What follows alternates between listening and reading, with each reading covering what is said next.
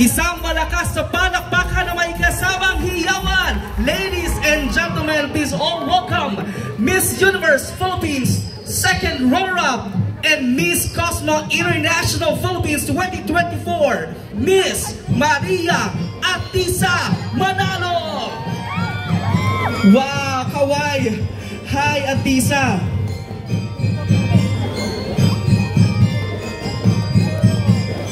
Kamusta ang pakiramdam? Sige, umupo ka muna.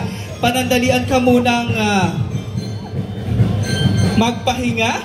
Ayan. Kaway-kaway, kamusta ka, aming queen? Ako po mabuting. Ano ang pakiramdam mo? Nakita mo napakarami ng ating mga kababayan ang mainit na tumanggap sa iyong pagdating at pagbabalik sa iyong bayang Sinilangan. Siyempre po ako ay nagpapasalamat. Maraming salamat po sa lahat ng pumunta. Kahit po umuulan at umaaraw, hindi natin maintindihan ng panahon, ay lumabas pa rin kayo para magpakita ng suporta. Maraming salamat po.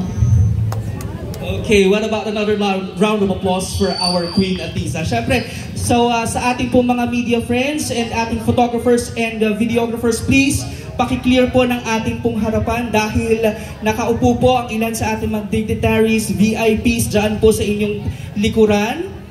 So, yan. Find their most comfortable place as we are about to start our program this afternoon.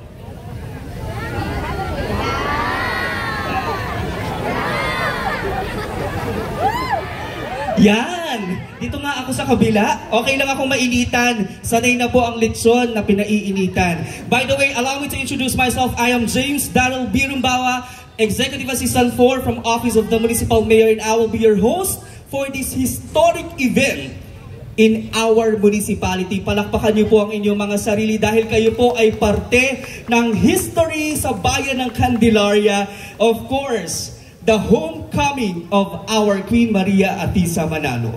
And to guide us by Almighty Father in this historic event in our municipality, may I request everyone to please stand for the opening prayer to be led by Mr. Ryan Ireneo de Luna.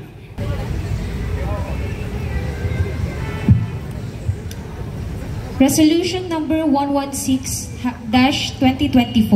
Whereas, Miss Maria Atisa Manalo, a homegrown Filipino beauty pageant title holder from Barangay Masalukot 1, Candelaria, Quezon, was previously crowned as Binibining Pilipinas International 2018 and represented the Philippines at the Miss International 2018 competition, where she finished first runner-up.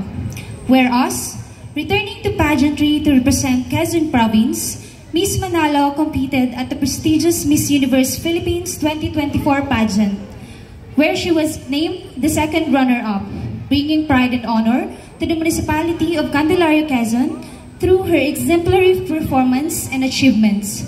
Whereas, Miss Manalo further distinguished herself by winning the title of Miss Cosmo Philippines 2024, unveiling her beauty, intelligence, and grace on a national platform. Whereas, her many successes inspire and validate the resolve, determination, and brilliance of the youth of the municipality of Candelaria, Quezon.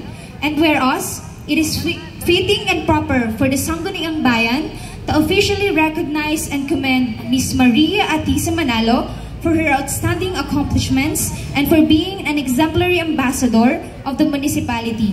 Now, therefore, on motion of Sangguniang Bayan member Eileen Malabanan Daliosa, unanimously seconded, be it resolved as the Sangguniang Bayan hereby resolves to congratulate and commend Miss Maria Atisa Manalo for her outstanding achievement as Miss Universe Philippines 2024 second runner-up and Miss Cosmo Philippines 2024.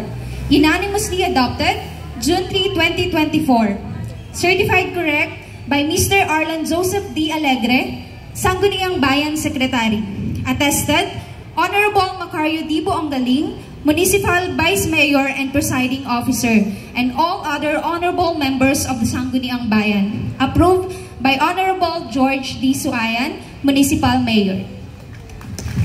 Palakpakan po natin ang Sangguniang Bayan for another resolution to our Queen Maria Atisa Manalo, of course headed by our Municipal Vice Mayor Macario D. Boongali. Palakpakan din po natin ang ating SB members who are present today.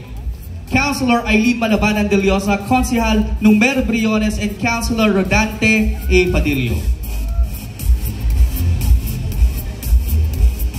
Let's give a hand to Miss Universe second runner-up and Miss Cosmo International Philippines 2024. Please welcome Miss Maria Atisa Manalo.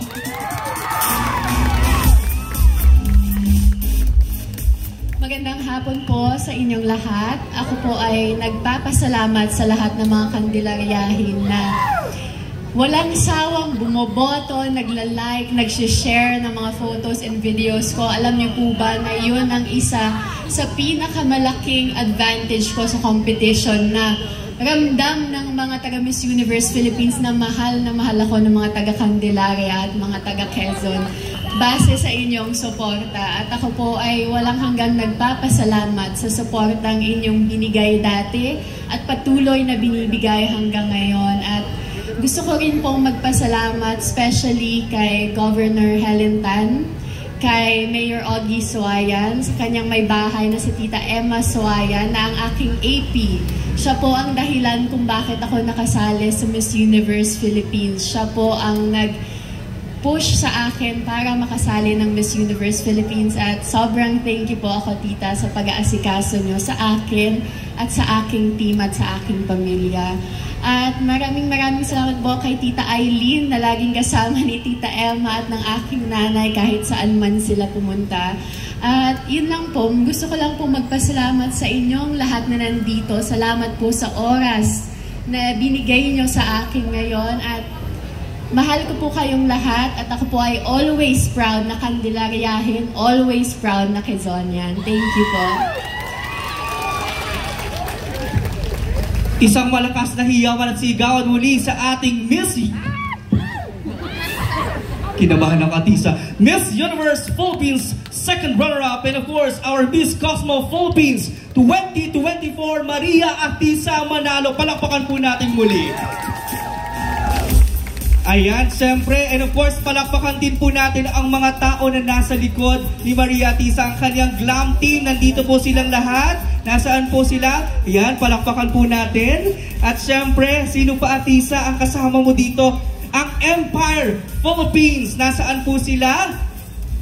Yan, ang official photo and videographer po ng C-Club Studio. Tama ba? Ayan, nandyan silang lahat. Ladies and gentlemen, Candelaryahin, palakpakan naman po natin at pasalamatan natin na sa bawat pagpapakita at paglabas ng ating pong queen sa any social media platform ay talaga namang kakaiba ang pasabog. Congratulations once again, my dear Atisa.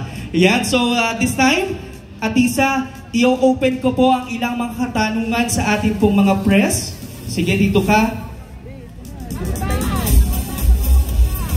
Kaunting trivia muna. Si Atisa po nung nanalo ng Miss International 2018, at this exact couch po siya naupo. Ayan. At parang dito, ito po ulit ang kanyang uupuan. Binago lang ulit ang kulay. Kaya nagre-request ang may-ari ng upuan, Atisa, na pirmahan mo ang couch na iyong inuupuan. Dahil sabi ko nga sa inyo, napaka-historic ng event na ito. Sige, kahit saan mo gusto, Atisa.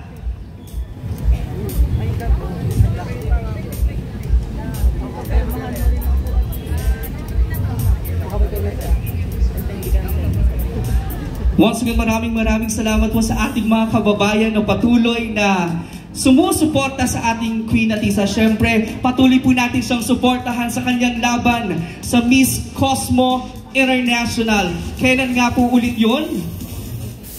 October 5. So, yan.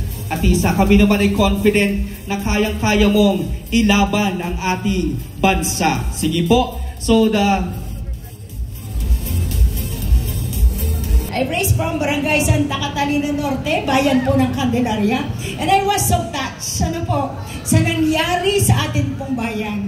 And this is associated, siyempre, ng ating pong pinaka-magaling na mayor, garantisadong serbisyo ni Mayor Ogie Suwayan. Way back, Miss Atisha, ang bayan ng Candelaria noon, although marami ng magagandang dilag, kami po ay never heard. Diba? Wala pong gaanong nakakaalam na ang Candelariahin ay magaganda ang ating mga mag-aaral. It was Madam Emma Suwayan. Siya po yung nagtiyaga. Siya yung nag-groom sa aming mga kababayang Candelariahin, especially yung mga high school student sa pamamagitan ng kanyang Miss Teen and Mr. Philippines. Kaya hindi ko po ito makakalimutan kay garantisadong serbisyo at kay Mayora Emma. But my question is, ngayon po ba ay meron ng boyfriend ang ating magre-represent sa Cosmo International? Miss Atisha. Ang haba naman po ng tanong yun. Meron po akong boyfriend. Ay, isa na lang po, para mabigyan ko rin chance yung po aking mga media friends na nandito rin. Miss Atisha, nakita ko yung iyong interview nung ikaw ay dumating sa Vietnam. Ano po, kasi kami mga media talaga mula noon sinubaybayan ka namin. Pagdating mo doon sa Vietnam, ay tinanong ka noong nag-interview sa'yo na ang sabi ko ay mas magaling pang sumagot si Miss Atisha kaysa doon sa nag-interview. Pero sinabi mo doon at the end ng interview, you are an entrepreneur, you are engaged today into entrepreneurship. What kind of business would you like to share with our kababayang Candelariahin? Thank you very much. Magandang hapon. Ako po ay nakatapos ng accounting sa Enverga University. So after college, I applied it in my business. I am into finance and I handle a food and beverage company. So ako po nag-aasikaso ng lahat, accounting and finance-wise. Yun po. So, Miss Atisa, another question from one of our media friends. Hi, good afternoon, Atisa, and congratulations. At what age you started competing on a pageant? My first pageant, I was 10 years old, grade 5 sa Enverga University, Little Miss Enverga 2008, and I won that also. I was representing Red Fishers. Yeah. Since bata ka nagsimula, and there's a lot of kabataan na nanonood sa atin ngayon, your advice sa kanila na gusto rin sumunod sa yapak ng isang Maria Atisa Manalo? Ang advice ko po sa lahat ng gustong maging beauty queen na mga bata dyan ay magsipag tayo ng pag-aaral dahil ang pagiging beauty queen ay isa lamang na career na ating mapupuntahan. Pero kung tayo ay teacher na or abogado na or scientist or may iba tayong trabaho, napakadaling maging beauty queen. Ang tandaan lang natin ay mag-aral muna tayo ng mabuti at pwede natin gawin ang kahit ano, kahit maging beauty queen sa Binibining Pilipinas or Miss Universe, basta tayo ay mag-aral ng mabuti. And my last question is, you may answer this or if you don't want, it's okay. Between love and career, alin ang pipiliin mo? Thank you. Career, of course. There are only opportunities that present itself. Bihira lang po. Katulad ko, ako po ay beauty queen. Hindi po habang buhay ay ako ay bata at may itsura na magugustuhan ng mga tao. So para po sa akin, career. At kung ako po ay talagang mahal ng aking love life, siya po ay susuporta sa aking career. Palakpakan naman natin si Miss Atisa. So, syempre, Atisa, nagpapa-shoutout lang dahil nabanggit mo ang Enverga. Nandito po ang Vice President for External Relations ng Enverga University, Mr. Celso Habal, and of course, Dr. Amelita Balagtas, Dean Tao, and the Dean of Studies of Enverga University, Candelaria, Dr. Crystal B. Quintana. So, another question po from one of our media friends. Yes, good afternoon, Miss Atisa. I'm proud to be Envergans. Maroon and white forever. Since gaano mo pinaghahandaan ngayon yung laban mo bilang Miss Cosmo Philippines? Katulad po ng paghahanda ko sa Miss Universe Philippines, pinaghahandaan ko po itong ng mabuti. even doble pa po ng effort ko dahil ngayon po, hindi na lamang Quezon ang aking i-represent ko na po ang buong Pilipinas sa Vietnam sa darating na October for Miss Cosmo International. Thank you. Alright, so maraming salamat po. Wala na bang gustong magtanong? Sino ang single dyan? Ito po. Wala. Dahil si Miss Atisa pala ay taken na. So now, ladies and gentlemen, palakpakan po natin once again our second runner-up, Miss Universe Philippines and Miss Cosmo Philippines 2024, Miss Maria Atisa Manalo. Siyempre, ayan, so Atisa, maraming salamat at buong bayan ng Candelaria nagbubuni sa pagkapanalo mo, and thank you so much for representing our beloved Quezon Province. So, syempre, magpapapicture lang po. Diyan lang muna kayo dahil ang ating pong queen ay dito po siya sa... Yan, baka kasama po kayo mamaya sa mga media na nandyan.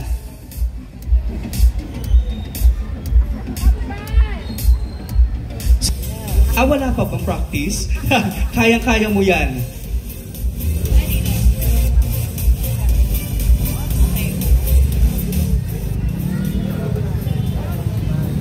Maria Atisa Manalo, 27, Philippines.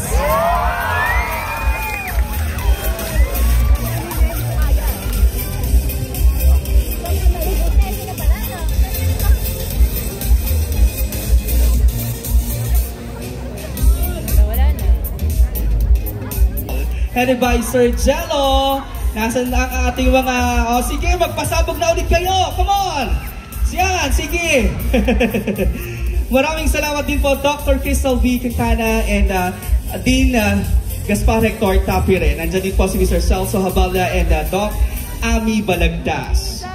So, Atisa, nire-request ng ating mayor at nila Doc Kim ng Sangguniang Bayan to please, kung pwede ka daw po sa baba. Sige, ako na muna maghahawak yan. And, syempre, nandito rin po, I would like also to acknowledge the presence ang proud mama and papa, proud mama and daddy po ni Atisa, Tita Elsie. Nasaan? Si Sir Nante, nasaan? Ayan, hello po. And Athena.